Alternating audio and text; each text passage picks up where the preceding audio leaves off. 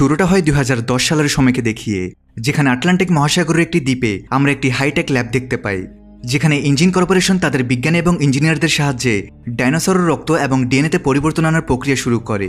এটাকে মিউটেশন বলা হয়। ইঞ্জিন কর্পোরেশন এখানে ডাইনোসর তৈরি করে ফেলেছে। তারা চায় যে ডাইনোসররা এই পরিবেশ এবং এই সময়ের নিজেদের মানিয়ে নিক। একই সাথে তারা তাদের আরও শক্তিশালী করতে চায়, যার জন্য তারা ক্রমাগত এক্সপেরিমেন্ট করতে থাকে। এই এক্সপেরিমেন্টের সময় তারা একটি টিউরেক্সের ডিএনএ পরিবর্তন করার চেষ্টা করে। তখনই সেখানে একজন কর্মীর দ্বারা ভুল হয়ে যায় এবং তার ভুলের কারণে সেখানে একটি ভয়ঙ্কর বিপর্যয় নেমে আসে।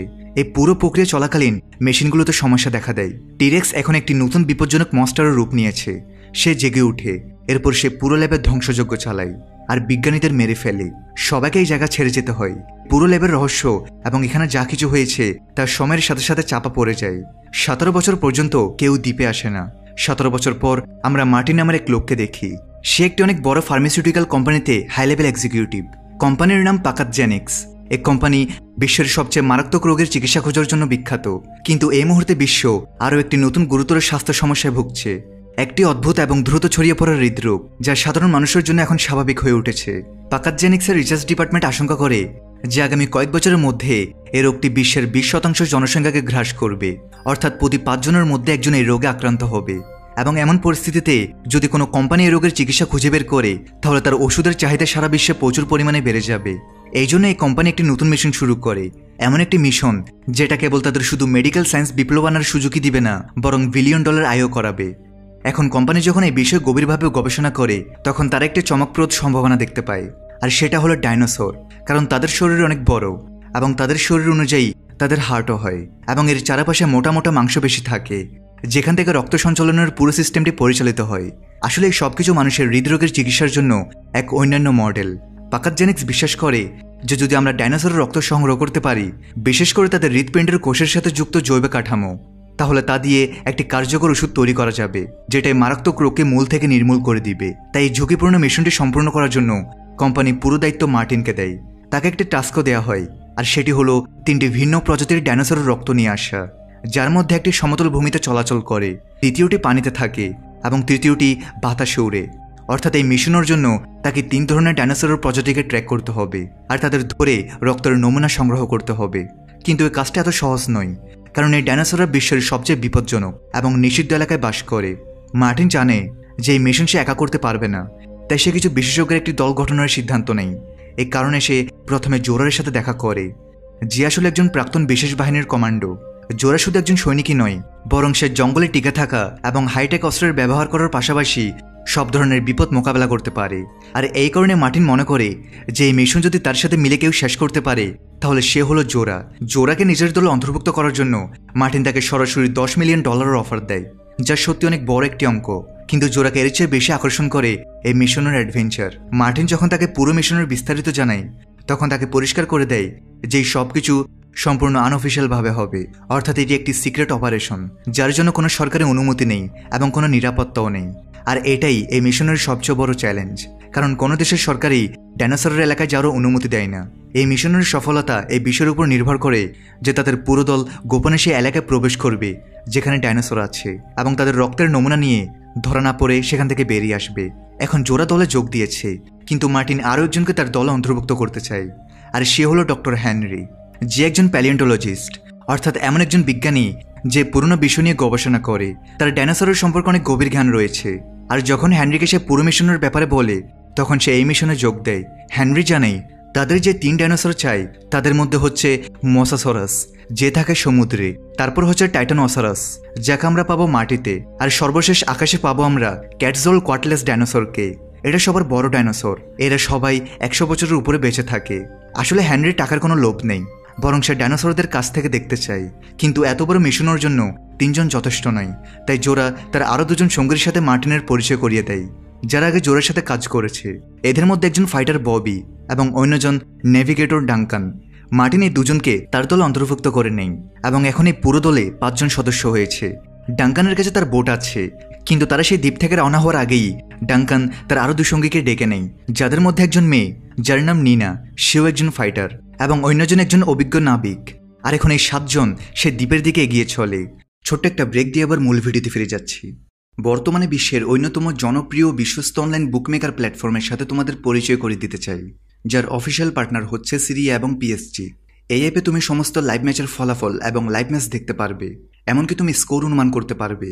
এই অ্যাপে রয়েছে ক্র্যাশ গেম থেকে শুরু করে online salt, live match streaming এবং রিয়েল টাইম গেমিং, যেখানে তুমি আইফোন, ল্যাপটপ এমনকি BMW এর মতো পুরস্কার জিততে পারো।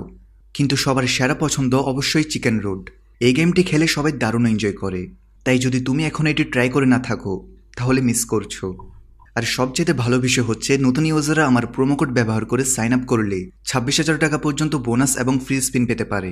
আর যেটা টাকা তুমি চাইলে বিকাশ, রকেট, নগদ ব্যাংক এবং অন্যান্য সহজ পদ্ধতির মাধ্যমে খুব সহজেই তুলে নিতে পারো। তাহলে আর দেরি কিসের? রেজিস্ট্রেশনের জন্য পিন কমেন্টে থাকা লিঙ্কে ক্লিক করো অথবা গুগলে গিয়ে অনুসন্ধান করো, আর রেজিস্ট্রেশনের সময় প্রোমো কোড ব্যবহার করে বোনাস পাও। এটি শুধুমাত্র একটি বিজ্ঞাপন। এই ধরনের অ্যাপে আর্থিক ক্ষতির সম্ভাবনা আছে, তাই এই ধরনের অ্যাপ থেকে দূরে থেকো। অন্যদিকে সমুদ্রে আমরা আরেকটি বোট দেখতে পাই, যেখানে রিউভেন, তার 2 মেয়ে এবং তার বড় মেয়ের বয়ফ্রেন্ড ছিল। আসলে তারা ঘুরতে ঘুরতে এক দ্বীপ থেকে অন্য দ্বীপের দিকে যেতে থাকে।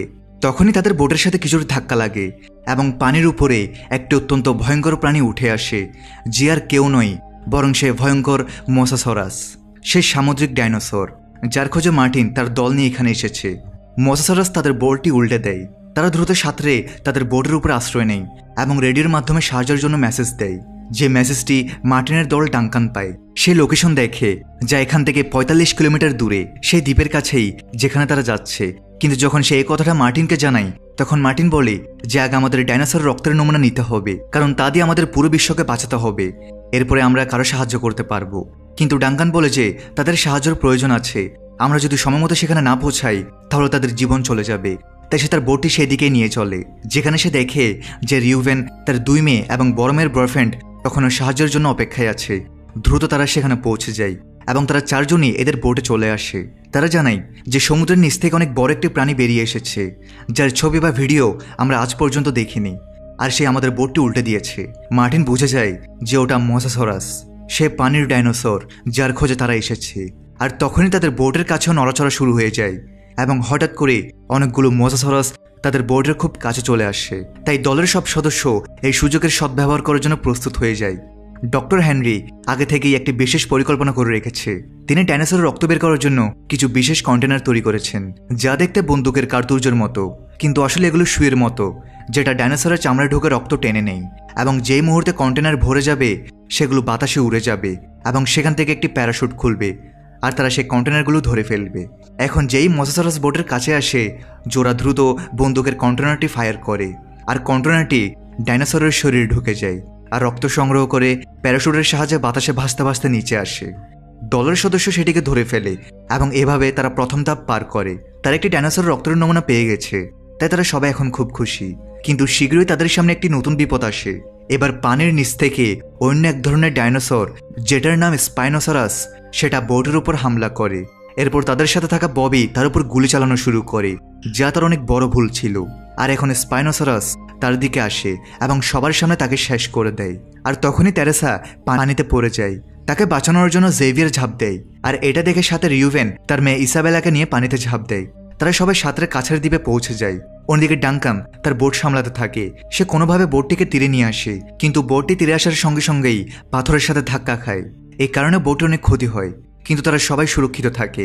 তারা তীরে পৌঁছে গেছে, কিন্তু তখনই আবার স্পাইনোসরাস তাদের উপর হামলা করে এবং তাদের সাথে থাকা নিনাকেও মেরে ফেলে। এবার তারা তাদের দলের 2 জনকে হারিয়েছে, আর এখন তাদের ফিরে যাওয়ার রাস্তাও বন্ধ হয়ে গেছে, কারণ তাদের কাছে যে বোটটি ছিল সেটাও ভেঙে গেছে। জোরা সবাইকে জানায় যে আমি আগে থেকেই একটি ব্যাকআপ প্ল্যান তৈরি করে রেখেছি। আমি আমার আরেকটি দলকে আগে থেকে বলে দিয়েছি যে পরদিন সকালে তারা হেলিকপ্টার নিয়ে দ্বীপের দিকে আসবে এবং যদি তারা কাউকে উঁচুতে দেখতে পায় তবে তাদের উদ্ধার করে নেবে। এর মানে হলো তাদের বাকি 2টি ডাইনোসরের রক্তের নমুনা নেওয়ার পর উঁচু জায়গাতে চলে যেতে হবে, যাতে তাদের সবাইকে উদ্ধার করা যায়। ডাঙ্কান বলে যে আমি জানি হেলিকপ্টারের লোকেরা নিচে আসবে না, কারণ তারা জানে যে এই দ্বীপে অনেক বিপদ। তারা খুব অল্প সময়ের জন্য দ্বীপের আশেপাশে থাকবে, তাই আমাদের যত তাড়াতাড়ি সম্ভব কাজ শেষ করে উঁচু জায়গায় যেতে হবে, যাতে সবাইকে বাঁচানো যায়। কিন্তু তাদের সামনে আরও একটি সমস্যা ছিল, সেটা হলো রিউভেন আর তার 2 মেয়ে, যারা জেভিয়ারের সাথে এই দ্বীপে আটকা পড়েছে, কিন্তু অন্য একটি লোকেশনে। তারা সবাই তাকে বাঁচাতেও চায়, কিন্তু প্রথমে তাদের রক্তের নমুনা নিতে হবে, যার জন্য তারা জঙ্গলের ভেতরে যায়। সেখানে তারা অদ্ভুত অদ্ভুত জীবজন্তু দেখতে পায়, সাথে অনেক বিভিন্ন ধরনের ডাইনোসরও। কিন্তু তাদের খোঁজ সেই বিশেষ টাইটানসরাসের, যার রক্তের নমুনা তাদের প্রয়োজন। এবং শীঘ্রই তাদের চোখের সামনে টাইটানসরাসের পুরো পাল চলে আসে। এটা দেখে তারা খুব খুশি হয় এবং আগের মতোই তারা চুপচাপ ডাইনোসরের কাছে যায়। অবশেষে তারা রক্তের নমুনা নিতে সফল হয়। কিন্তু এখন তাদের সামনে সবচেয়ে বড় চ্যালেঞ্জ হলো আকাশে উড়ন্ত ডাইনোসর, যার নাম কোয়েটজালকোয়াটলাস। তার রক্তের নমুনা প্রয়োজন, কিন্তু সে অত্যন্ত বিপজ্জনক। সে তার আশেপাশে কাউকে সহ্য করে না। তাই ডক্টর হেনরি বলে যে আমাদের তাদের ডিম পর্যন্ত পৌঁছানো উচিত। ডিম থেকে আমরা রক্তের নমুনা নিয়ে নিব, যাতে আমাদের মধ্যে কারো জীবনের ঝুঁকি না থাকে। সবার তার এই পরামর্শটি খুব ভালো লাগে। এরপর তারা উঁচু পাথরের উপর যায়, যেখানে সে উড়ন্ত ডাইনোসরের বাসা রয়েছে। সেখানে তারা ডিম পেয়ে যায়। ডক্টর হেনরি খুব সাবধানে তার ডিমটি তোলে এবং কন্টেনারের সাহায্যে তার রক্ত বের করে আনে। তাদের কাছে এখন 3টি ডাইনোসরের রক্তই আছে। এখন শুধু তাদের এখান থেকে বের হতে হবে।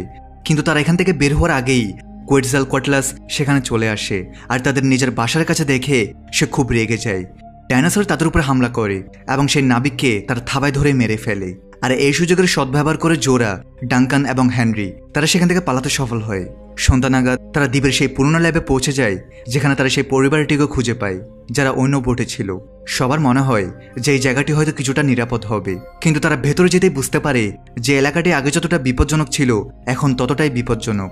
এখানে এখন অনেক মিউটেড ডাইনোসর আছে, আর সেগুলো তাদের উপর আক্রমণ করে। কিন্তু ভাগ্যক্রমে তারা সবাই সেখান থেকে বেঁচে পালাতে সফল হয়। কিন্তু মার্টিন, যে এখন পর্যন্ত দলের লিডার ছিল, সে হঠাৎ করে বদলে যায়। যে মুহূর্তে সে নিশ্চিত হয় যে 3 রক্তের নমুনাই তার কাছে আছে, সে তার পকেট থেকে বন্দুক বের করে এবং পুরো দলের দিকে তাক করে। সে সবাইকে হুমকি দেয় যে এখন এই মিশন শুধু তার, এবং যদি কেউ তার মাঝে আসে তবে সে তাকে মেরে ফেলবে। কিন্তু তাদের সবার ভাগ্যে অন্য কিছুই লেখা ছিল, কারণ ঠিক সময় সেখানে একটি বিশাল মিউটেড টিরেক্স চলে আসে। এটা সেই ডাইনোসর যে বহু বছর আগে যখন এই ল্যাবটি ধ্বংস হয়ে গিয়েছিল তখন থেকে এখানে ছিল, এবং সে আগে থেকে আরো ভয়ঙ্কর রূপ নিয়ে সামনে আসে। সে সরাসরি মার্টিনের উপর হামলা করে এবং তাকে গিলে ফেলে। এই হামলার সময় মার্টিনের হাত থেকে রক্তের নমুনার কন্টেনারটি পড়ে যায় এবং জোড়া দ্রুত সেটা তুলে সুরক্ষিত করে। আকাশে তাদের সাহায্যের জন্য হেলিকপ্টারও চলে আসে, কিন্তু টিরেক্স অত্যন্ত বিপজ্জনক। সে হেলিকপ্টারের শব্দ তাকে আকৃষ্ট করে, আর সে হেলিকপ্টারটিকে তার চোয়ালে চেপে ধরে। এতে করে পাইলটের মৃত্যু হয়। তখনই তারা সেখানে একটি জাহাজ দেখতে পায়, যেটা ইঞ্জিন কোম্পানি ব্যবহার করত। তারা দ্রুত সেই জাহাজে চড়ে যায়। অ্যানা সেটিকে স্টার্ট করে সেখান থেকে বের হওয়ার চেষ্টা করে, তবে টিরেক্স আবারও তাদের উপর হামলা করে দেয়।